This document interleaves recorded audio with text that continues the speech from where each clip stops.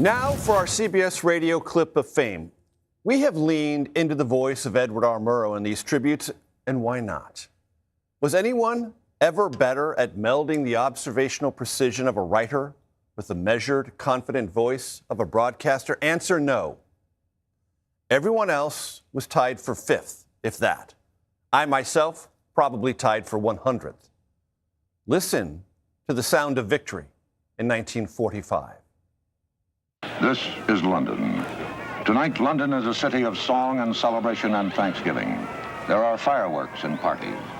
Air raid shelters are as remote as the covered wagon. Many words have been spoken and much drink has been consumed. London has been somewhat hysterical and still is.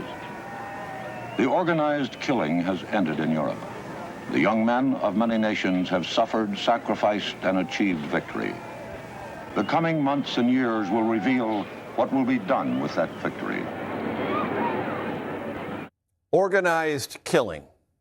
That's what World War II was. Only Murrow had the guts to say so.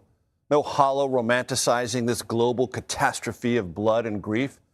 Of course it mattered who won World War II, and Murrow knew that better than anyone. But because he was there from the start. Vienna, awaiting Adolf Hitler in 1938.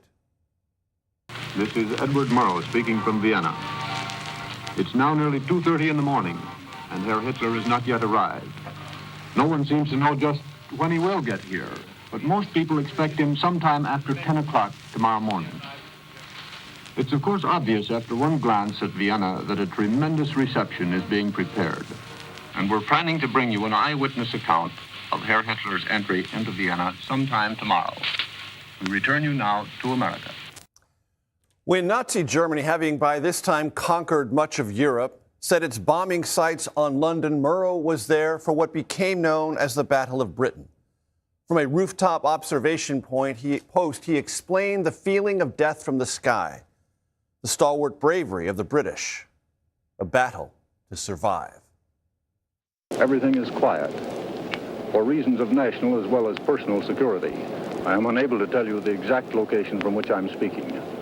Off to my left, far away in the distance, I can see just that faint, red, angry snap of anti-aircraft bursts against this steel blue sky. Now you'll hear two bursts a little nearer in a moment. There they are. That hard, stony sound. There are no words to describe the thing that is happening. The courage of the people, the flash and roar of the guns rolling down the streets, the stench of the air raid shelters. In 3 or 4 hours, people must get up and go to work, just as though they had a full night's rest, free from the rumble of guns and the wonder that comes when they wake and listen in the dead hours of the night. That reportage, irreplaceable, immortal, for all the right reasons. But if you remember nothing of this month's heartfelt tributes to CBS Radio News, remember what you are about to hear. Remember so that it may never be forgotten, minimized, or denied. Edward R. Murrow at the Nazi prison camp, Buchenwald.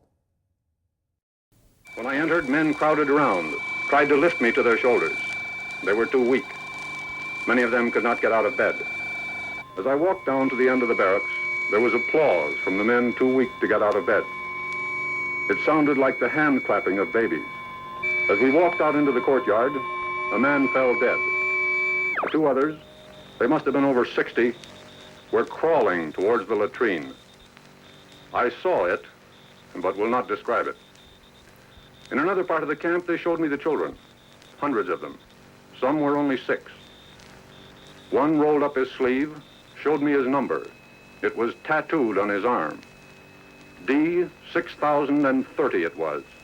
The others showed me their numbers. They will carry them till they die. The children clung to my hands and stared. We crossed to the courtyard. Men kept coming up to speak to me and to touch me. Professors from Poland, doctors from Vienna, men from all Europe. Men from the countries that made America. We proceeded to the small courtyard. There were 2 rows of bodies stacked up like cordwood. They were thin and very white. Some of the bodies were terribly bruised, though there seemed to be little flesh to bruise. Some had been shot through the head, but they bled but little. It appeared that most of the men and boys had died of starvation.